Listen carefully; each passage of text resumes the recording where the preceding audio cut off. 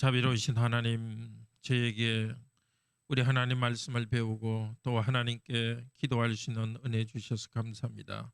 저희들에게 기도를 가르쳐 주셔서 하나님께서 기뻐하시는 기도를 하게 하시고 저희들에게 하나님께 순종하기 위한 기도를 하게 하소서. 저녁에도 주님 먼저 말씀을 가르쳐서 저희들이 기도하게 하소서. 살아계신 우리 주 예수 그리스도 이름으로 기도드립니다. 아멘. 어떻게 기도할 것인가? 예수님께서 기도하는 방법에 대해서 가르쳐 주셨습니다. 요리문답 49주일 기도에 대해서 같이 읽읍시다. 177페이지입니다. 문답합시다. 셋째 간구는 무엇입니까? 뜻이 하늘에서 이루어진 것 같이 땅에서도 이루어지이다로 이러한 간구입니다. 우리가 모든 사람들이 자기 자신의 뜻을 버리고 유일하게 선하신 주님의 뜻에 불평 없이 순종하게 하옵소서. 그래야 각 사람이 자신의 직분과 소명을 하늘의 천사들처럼 즐거이 그리고 충성스럽게 수행하게 하옵소서. 네, 뜻이 하늘에서 이루어진 것 같이 그 기도는 우리가 하늘의 천사들처럼 우리의 직분과 소명을 다하게 해달라는 기도입니다. 그러면 천사는 어떤 존재인가? 천사는 어떻게 그 직분을 수행하는가? 거기에 대해서 배우도록 하겠습니다. 제가 여기 참석하신 분들 교재를 안 나눠드렸는데 이 홈페이지에서 그 찾으셨어요? 교재? 네.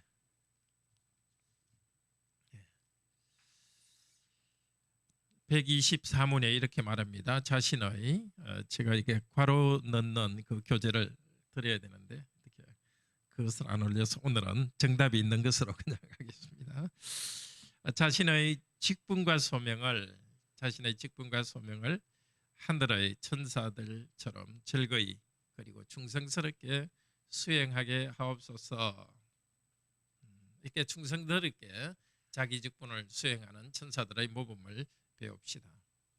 사람들은 천사들에 대해서 이렇게 생각합니다. 중세에도 우리 서양의 중세에도 천사에 대해서 복잡한 생각, 이런 천사 저런 천사 많이 상상으로 만들어냈습니다. 마치 한국에서 이런 귀신 저런 귀신이 여기저기 있다고 생각하는 것과 같습니다. 그런데 서양에서는 서양 사회가 모든 걸 합리적으로 생각하면서 종교를 비판하면서 천사를 부인하였습니다. 서양 사회 전체에서 18세기부터 이제 계몽주의 사조가 일어났죠. 그렇지만은 우리 20세기 말부터 서양에서도 천사와 외계인에 대한 관심이 많이 생겼습니다. 게임 중에도 천사와 관련한 악마와 관련한 게임들이 또 있습니다. 심지어 한 명 한 명을 위해서 수천사가 있다. 한국 사람들도 그렇게 생각하기도 하고 외국 심지어 그리스도인도 그렇게 생각합니다. 우리는 성경에서 말하는 천사에 대해서 잘 배워야 되겠습니다. 성경에서 말하는 수호천사는 사람의 수호천사가 아니라 밑줄 치십시오. 하나님의 수호천사입니다. 그러니까 하나님이 시키시는 일을 합니다. 성경에서 오늘은 성경을 몇 군데 찾아보겠습니다. 천사에 대한 명칭을 거룩한 자들, 권능 있는 자들 이 표현이 나오는데요. 시편 89편 5절 6절 봅시다. 혹시 성경을 가져오지 않은 분들 시간을 좀 드리겠습니다. 시편 89편 5절 6절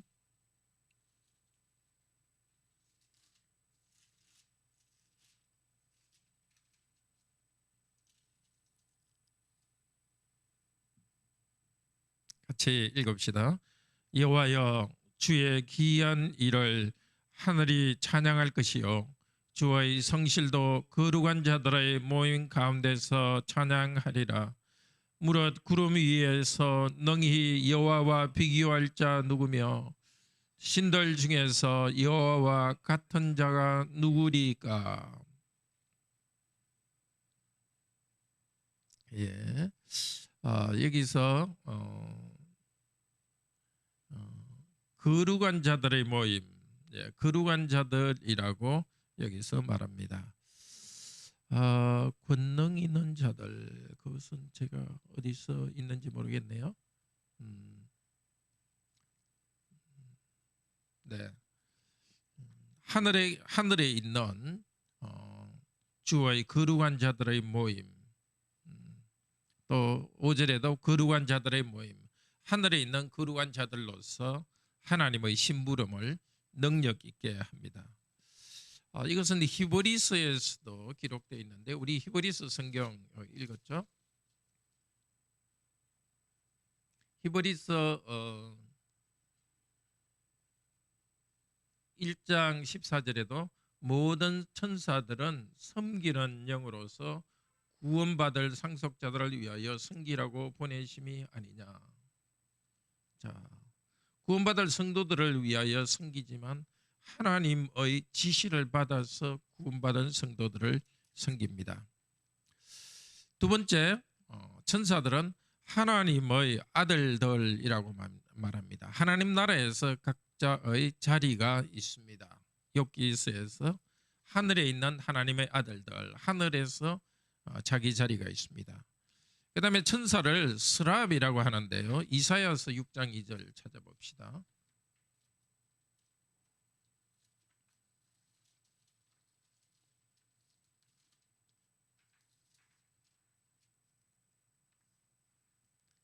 (973페이지입니다) 신약.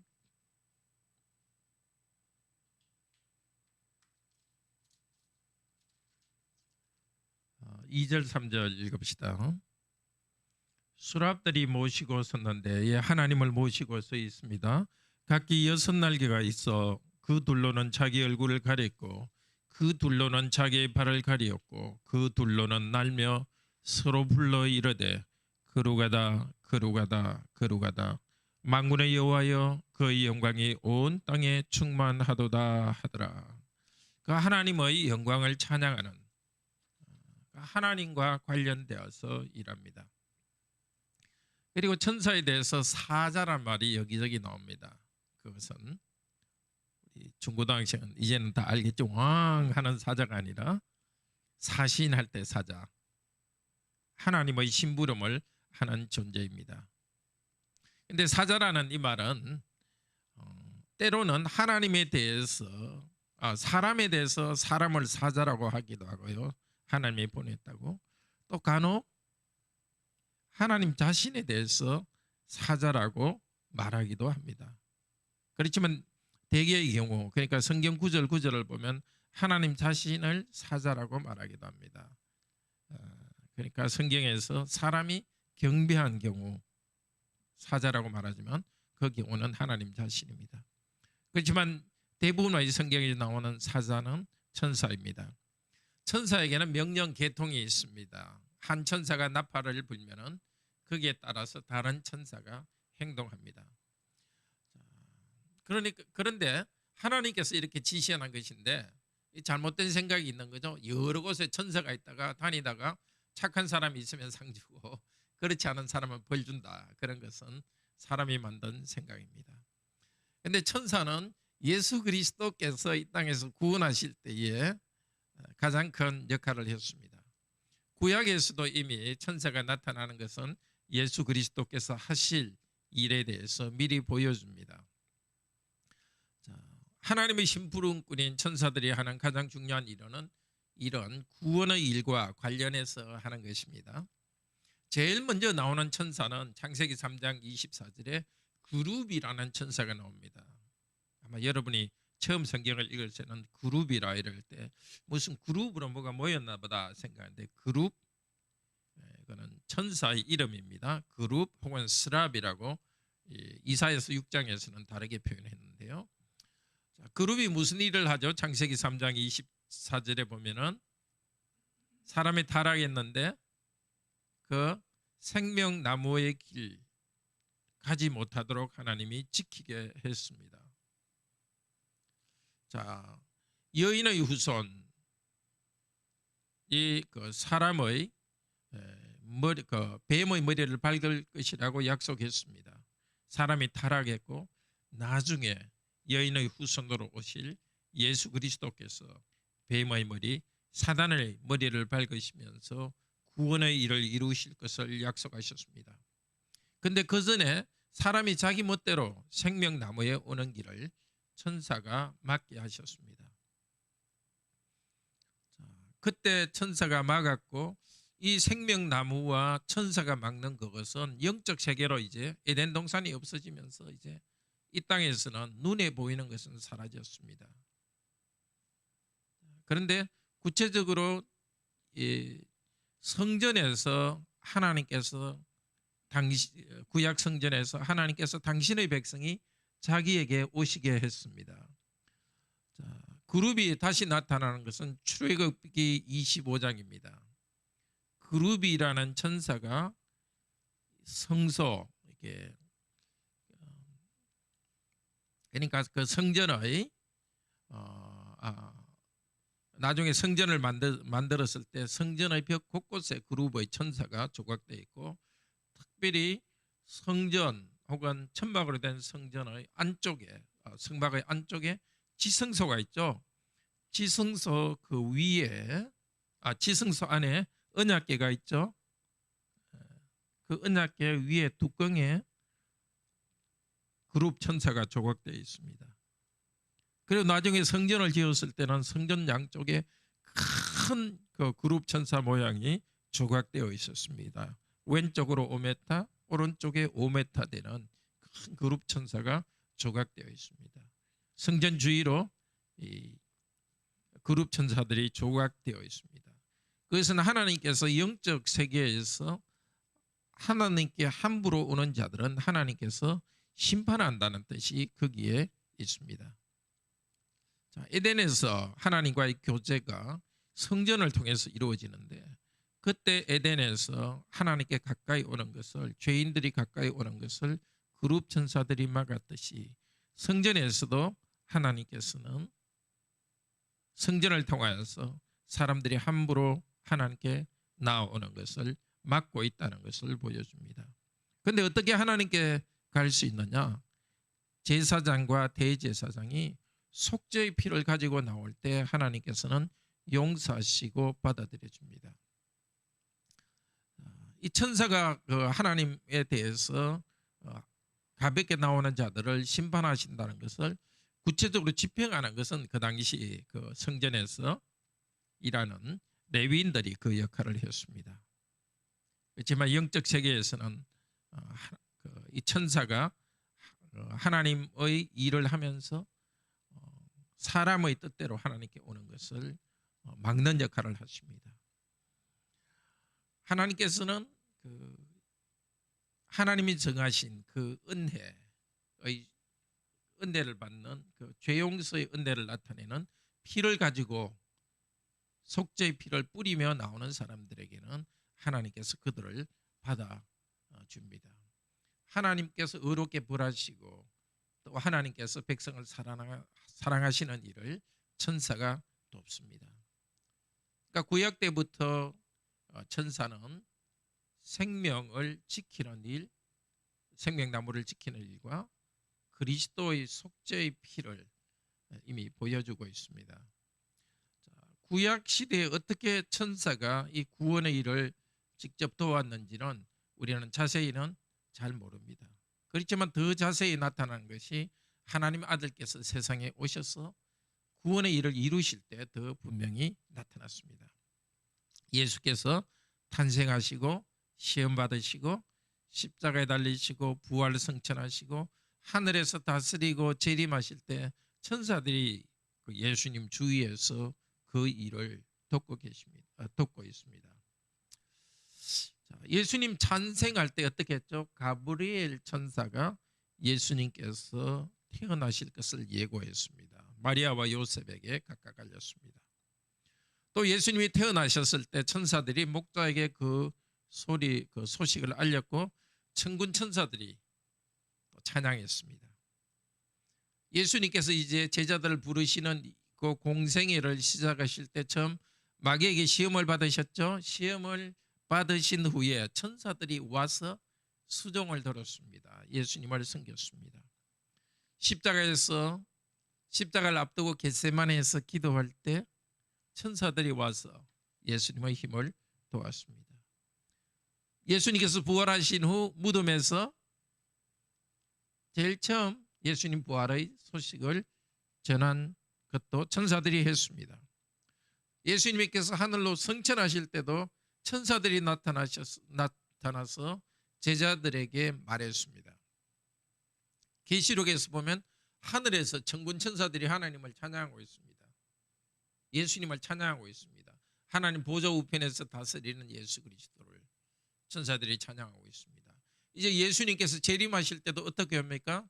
천군 천사들의 나팔 소리와 함께 오십니다. 세상을 심판하실 때도 예수님께서는 천사들을 종으로 사용하셔서 심판하십니다. 이미 구약에서도 소돔 고모라와 두 근처 도시를 심판할 때 두 명의 천사들이 도왔습니다. 그럼 그리스도인과 천사는 어떤 관계가 있는가? 아까 히브리서 1장 14절 읽었죠? 다음 편에 있는 것 같이 읽읍시다. 모든 천사들은 섬기는 영으로서 구원받을 상속자들을 위하여 섬기라고 보내심을 받았다. 천사는 우리 그리스도인을 섬깁니다. 우리는 누구라고요? 천국을 상속하는 우리를 섬기도록 보내심을 받았습니다. 그러니까 천사를 숭배한다든지 이거는 있을 수가 없는 일이죠. 하나님의 종이기 때문에 우리가 존경하는 마음을 가져야 되지만 우리를 섬기라고 보낸 존재이기 때문에 천사들은 진정한 의미에서 하나님의 아들은 아닙니다. 하나님 아들 딸들이 아닙니다. 하나님의 형상이 아닙니다. 우리가 하나님의 형상입니다. 또 마태복음 18장 10절에서는 이렇게 말합니다. 같이 읽읍시다. 소자 중 삼가 하나도 없인 여기지 말라. 내가 너에게 말하노니 너희 천사들이 하늘에 계신 내 아버지의 얼굴을 항상 배옵느니라.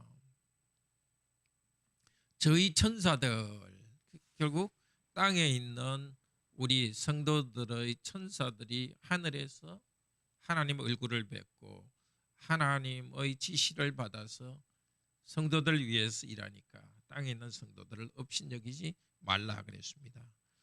이것을 이렇게 이해할 수도 있습니다. 성도 한 명 한 명을 맡은 그 천사가 있다.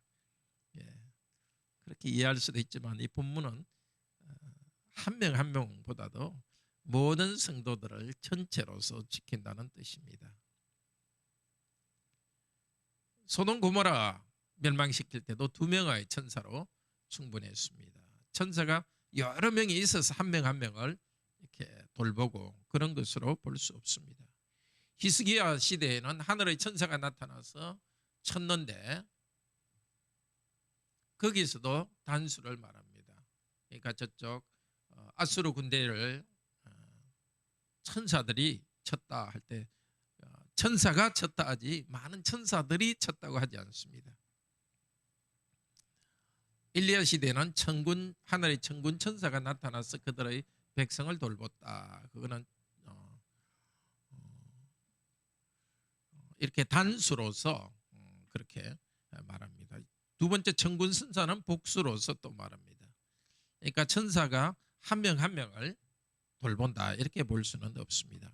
그런데 마치 그 개인을 돌보는 것처럼 나오는 본문이 있습니다. 사도행전 12장 15절에 보면 베드로가 감옥에 갇혔다가 기적으로 풀려났죠.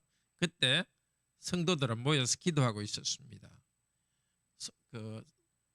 모여서 기도하고 있던 중에 한 소녀가 나가서 베드로가 문을 두드릴 때 나가서 보고 와서 성도들에게 말했습니다. 베드로가 왔다. 그러니까 성도들이 아니다. 베드로의 천사를 착각했다. 그렇게 말했습니다. 그 성도들이 생각한 것은 성경의 가르침은 아니었습니다. 당시 유대 사회에서는 한 명 한 명을 지키는 수호 천사가 있다고 생각했고 그대로 말한 것입니다. 그 성도들이 베드로를 보고 천사라고 말한 것도 잘못이었죠. 성도들이 말한 게 이미 맞은 것이 아니었습니다. 또 베드로의 수호 천사라고 베드로를 지키는 한 명의 천사가 있다고 생각한 것도 그것은 잘못입니다. 이 수호 천사가 있다고 생각하는 것은 성경 전체의 가르침과도 옳지 않습니다. 하나님은 그리스도를 통해서 구원의 일을 이루기 위해서 천사를 쓰십니다. 한 명 한 명을 지키는 천사가 있다 생각하면 그럼 나를 지키는 천사가 있으니까 나는 대충 살아도 되겠구나 게으르게 생각하고 내 천사가 나를 지킨다는 생각으로 자기 행복 중심으로 생각하고 우리를 복잡하게 만듭니다. 천사는 하나님께서 당신의 구원을 이루시고 정의의 심판을 이루시는 존재입니다. 천사는 봉사하고 자기 직분을 다하니까 우리들도 천사처럼 봉사하고 직분을 다하게 해주세요 하고 기도합니다. 우리를 봉사하게 해달라가 아니라 하나님을 봉사하고 섬기게 해달라고 합니다. 시편 103편 21절 22절 같이 읽읍시다. 여호와를 봉사하며 그 뜻대로 행하는 너희 모든 천군이여 여호와를 송축하라. 여호와의 지으심을 받고 그 다스리시는 모든 곳에 있는 너희여 여호와를 송축하라. 내 영혼아 여호와를 송축하라. 천사들은 여호와를 섬기며 그분을 찬송합니다. 이것을 보면서 우리도 순종과 찬송을 갈망합니다. 천사처럼 순종하게 해달라. 우리도 하나님께서 우리에게 주신 직분에 순종하면서 찬양합니다. 천사는 소돔과 고모라를 멸망시키는데 2명만 있어도 되었고 하나님 뜻을 잘 아는 지혜가 있습니다. 천사들은 하나님께 주신 자질과 능력이 있습니다. 우리들을 섬길 때 하나님 저런 죄인들을 왜 섬겨야 됩니까? 그렇게 불평하지 않습니다. 그들의 직분이요 사명이기 때문입니다. 우리도 맡겨주신 일을 천사처럼 즐겁게 순종합시다. 남편과 직장 상관, 아내로서 남편에 대해서 나보다 좀 부족함이 있어 보여도 윗사람이지만 또 직장 상관도 그렇고 부모님이나 다른 내가 권위 나 위에 하나님께서 권위자로 두신 그 사람이 부족하더라도 능력이 없어도 내가 그들을 섬기는 것은 나의 직분이기 때문에 섬기도록 합시다. 그 사람을 섬기는 것, 우리 청소년 여러분이 부모님을 섬기고 순종하는 것도 그 부모님을 나 위에 주신 하나님을 섬기는 것입니다. 또 우리는 서로의 직분을 존중하고 자기 직분에 충실할 때 하나님의 뜻이 하늘에서 이루은 것처럼 땅에서도 이루어집니다. 네, 혹시 질문 있으세요?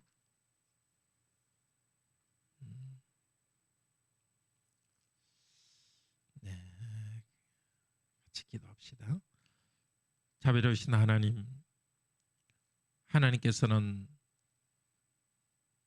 창조하실 때 영적 존재인 천사도 창조하시고 하나님의 형상으로 우리를 창조하시고 그 외에 만물을 창조하셨습니다.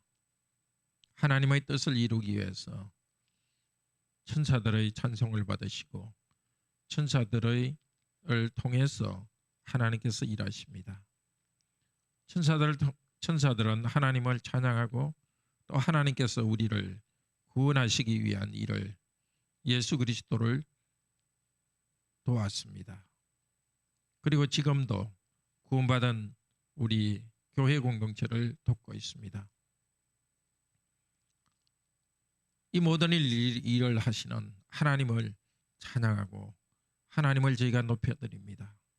저희들도 천사들을 본받아서 우리에게 주신 직분을 성실히 기쁨으로 감당하게 하여 주시옵소서. 특별히 우리가 섬겨야 될 사람들이 부족함을 볼 때도 신실하게 기쁨으로 감당하게 하소서. 하나님께서 우리에게 맡겨준 일이 감당하기 힘들 때라도 어려울 때라도 또 왜 나에게는 이런 일을 맡겼을까 잘 이해되지 않을 때도 주께 주시는 직분을 기쁘게 순종하며 감당하도록 도우소서. 주 예수 그리스도 이름으로 기도드립니다. 아멘. 네, 잘 들어가시고요. 오늘도 잘 주무시고 또 주일에 뵙도록 하겠습니다.